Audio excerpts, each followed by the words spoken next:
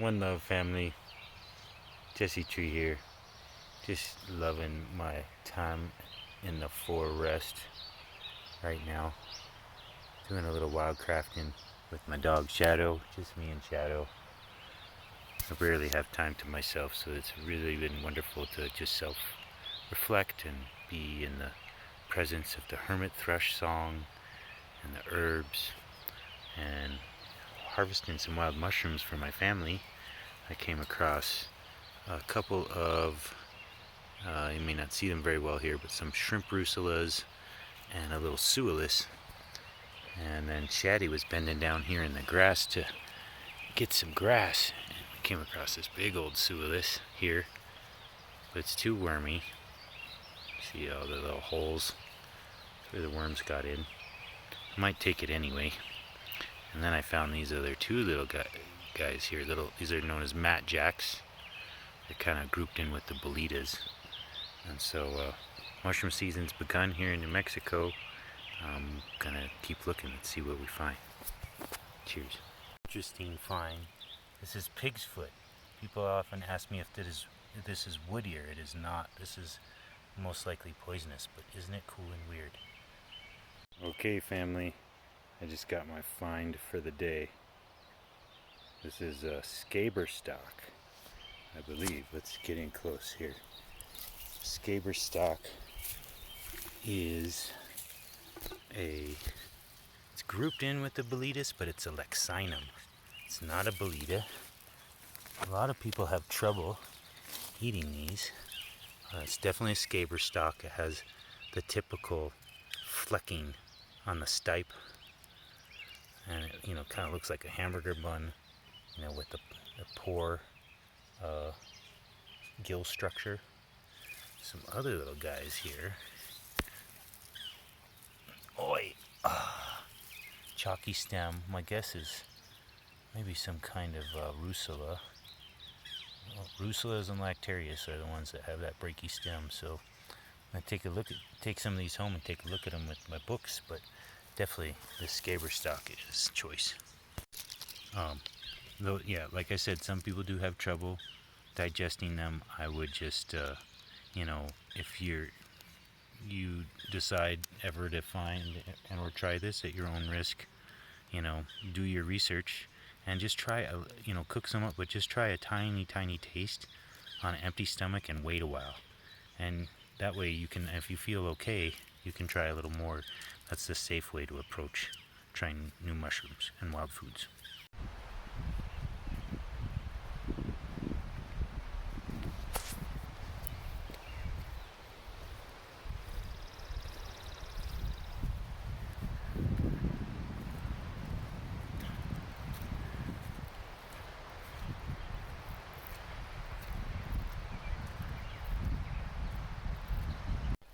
One love, family. So just wanted to show you a little Breatharian. Ooh, come back. Hey family, one love. So I wanted to share with you my little Breatharian wild snack, forest snack. This plant here is sweet Sicily. It's in the parsley family. It has seeds and a root that taste like licorice, and that's the presence of what do they call them?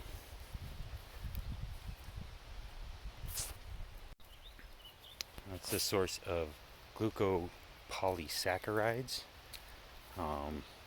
and it's a kind of medicine, just like in licorice. It's helpful with digestion, and it's carminative, so it'll help with gas and bloating.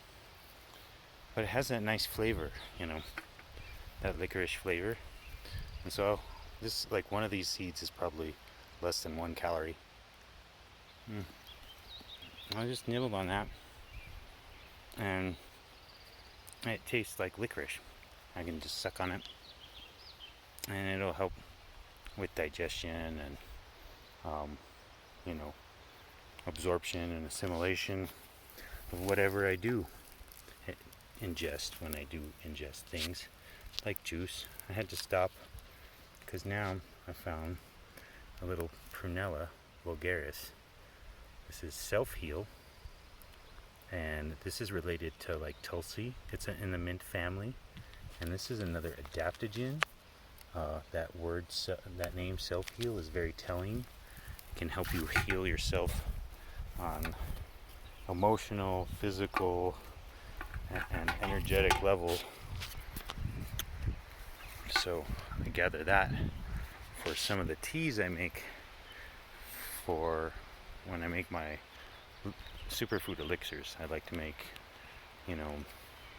tonic teas and teas with adaptogens and mineral dense teas like oat straw and comfrey and clover, horsetail. I won't linger on anything too long. That's what happens, is you can get an overaccumulation.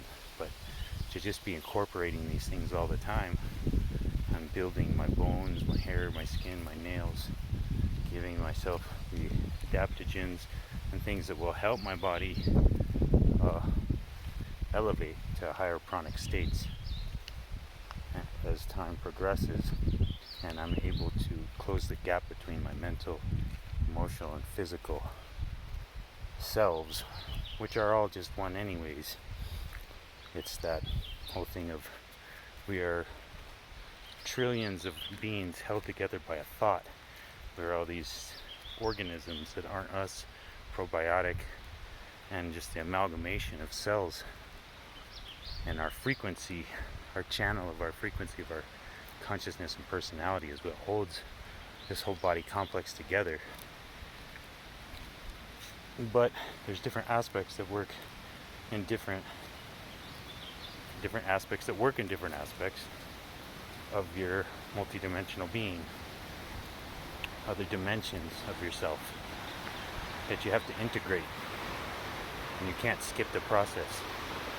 So meditation, physical nourishment, physical exercise, all these different practices must be there in order to, in some shape or form. The main one, though, is the mind. I will say that there's quite a few devotees, spiritual sort of what would you call them, ecstatics, and other people who had spontaneous chronic transformation. But my approach and everything so far that's been successful to me has been the epigenetic combined, because modern day practice, really, I need to be able to devote myself, and it's my goal to get my business solvent and get my family set so that in 3 years I can begin the very all-encompassing, very difficult discipline but also joyful discipline of rainbow body transformation. I would like to become a fully awakened Buddha and transform into rainbow light and demonstrate that lifestyle so that people can have greater faith in their ability to do the same. So anyways, that's the vibe of the moment. Moon shadow, piranha treats. That was enough for me. Toss the rest. But hope you got something from this, family. Good job, guys.